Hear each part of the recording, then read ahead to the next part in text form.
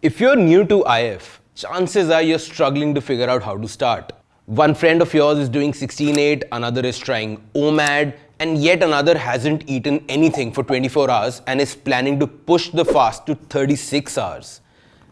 You too want to get started, but you start getting hangry if you don't eat anything within 2 hours of waking up. And you're wondering if fasting is even meant for you or what form of it is. Well, if that sounds like you, you've come to the right place. We'll discuss all the different forms of IF and I'll give you my personal recommendation on how to get started in today's video of the Whole Truth Academy.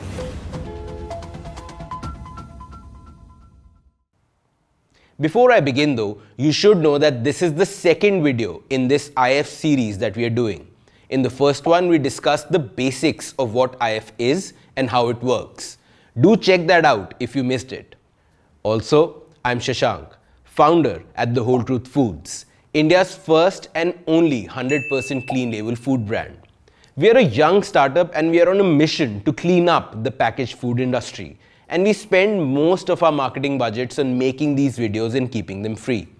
One way you can support us, apart from trying our products, is to subscribe to our channel and share it with friends.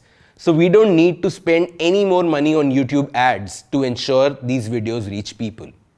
Okay, that's it with me begging for free likes and shares. Now back to the topic. Let's begin with the most common IF pattern that most people begin with, 16-8. As the name suggests, 16-8 is a pattern where you fast for 16 hours and then feast, or rather eat all your meals in just an 8-hour window. And yes, hours spent sleeping count as hours spent fasting.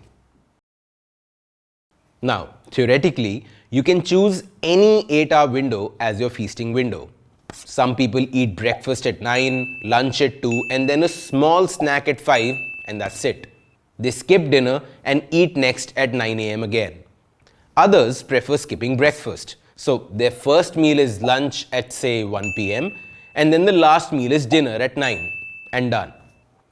Now, you'll hear endless debates between what's the most efficient fasting feasting window. Some will say skipping dinner is most effective because you're skipping carbs at night. Others like me will tell you that we can't get any sleep on an empty stomach, so skipping dinner is out of the question. The real answer though is that it does not matter. What matters is getting started and sticking to whatever you can do sustainably. Following IF or anything else in life consistently is far more important than figuring out what's the best, most efficient form. Also, 12-12, 14-10, 18-6, these are all variants of the same 16-8. So don't let these numbers confuse you.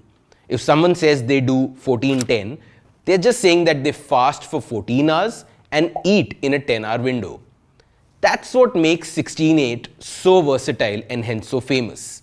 You can adapt it to your life. Of course, the duration of your fast determines how much benefit you derive from it. If you remember from the last video, ketosis is one of the many benefits of IF, and that starts only around the 14 to 16 hour mark. So the longer you fast, the more you enjoy the benefits of ketosis. Another benefit of IF is autophagy, a process by which our body self-cleanses faulty cells and tumors. Now, autophagy is a magical ability our bodies possess, so much so that the guy who discovered it won the Nobel Prize for it. And autophagy too kicks off only after a long period of fasting. And just like autophagy, the benefits of IF go far beyond simple weight loss. And we'll discuss all of them in upcoming videos of this series. So do not forget to hit that subscribe button, otherwise you'll miss it.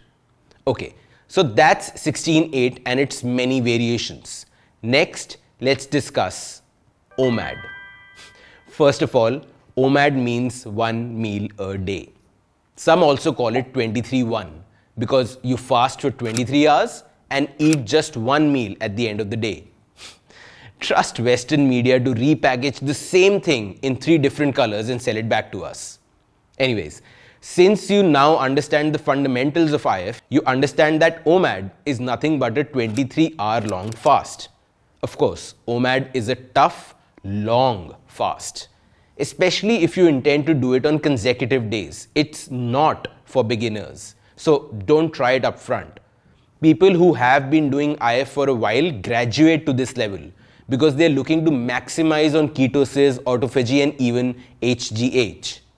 Oh, sorry, I forgot to explain HGH earlier. HGH is human growth hormone, one of the hormones that supports growth functions in the human body. From hair growth to skin repair to muscle growth, HGH is the answer that experts would give to gym bros asking, wouldn't IF make you lose muscle mass? HGH spikes or sudden increments are typically small and infrequent, but research suggests fasting triggers larger and more frequent spikes of HGH. So the answer to the gym bros is no. IF wouldn't make you lose muscle mass because it literally triggers production of the hormone that regulates muscle growth. Again, more about this in a future video. For now, let's move on to alternate day fasting. As the name suggests, here you fast for one whole day for 24 hours and then eat normally the other day. So let's say you had dinner on Sunday at 9. You'll fast all of the next day and eat your next meal post 9 p.m. on Monday. And then till 9 p.m. Tuesday, you would eat normally as you would, then fast again.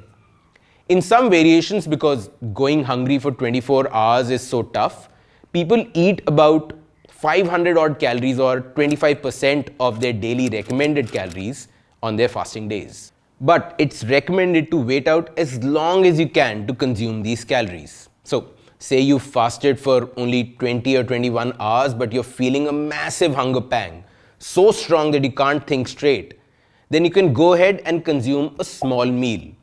Here, you're still benefiting from the low calorie intake, but the other benefits like ketosis and autophagy stop when you eat that meal.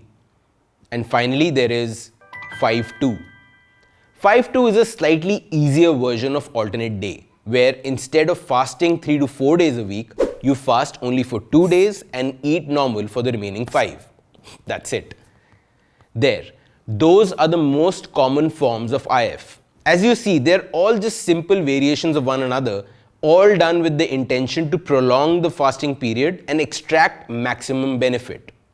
That's also the reason why you sometimes hear your friends trying to pull 36 or 48-hour fasts to maximize the benefits of fasting.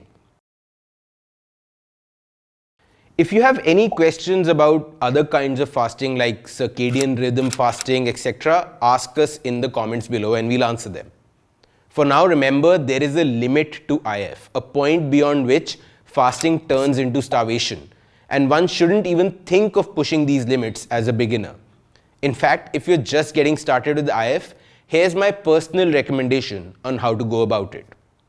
As I said at the start, the most practical form of IF that I've ever found is 16-8.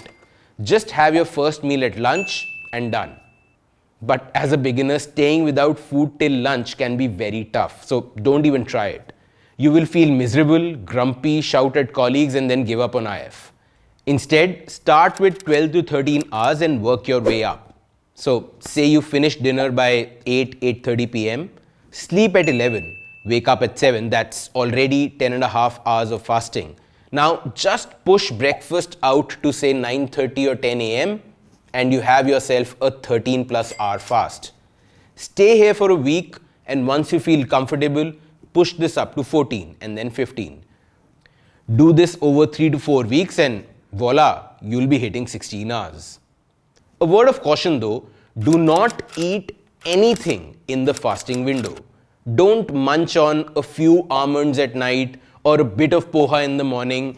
Any calorie intake will break your fast. I mean, there are some things you can consume in your fasting period and we will go into great detail about them in video 4 of this series. But for now, assume it's just water, black coffee, green tea and nothing else. Also, if you're trying to get pregnant or you are pregnant or a breastfeeding mother, underweight, have a very low body fat, history of eating disorders or a diabetic, or you're on any kind of medication, do not try IF. If you're tempted to, seek medical advice first. Any video on YouTube, including this one, is not going to cut it for you. Okay, that's it. Now you know the various forms of IF and how to start. In the next video of this series, we will discuss the science of how and what to eat in your feasting window, so as to maximize the benefits of IF and make it most sustainable for you. So you know what to do, right? Hit that bell icon so you do not miss that video. Ciao for now.